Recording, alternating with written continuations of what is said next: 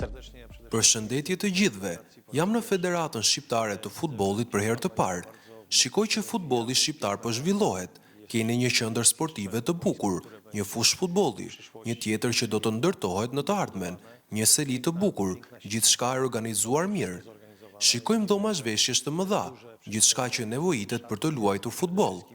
Pash gjithashtu edhe fushën, e cila është e dedikuar për ekipet e para të djemve dhe vajzave të Shqipërisë. Është shumë e mirëmbajtur, mund të jemi vetëm xheloz në kuptimin pozitiv, sepse është diçka për të cilën mund të krenoheni.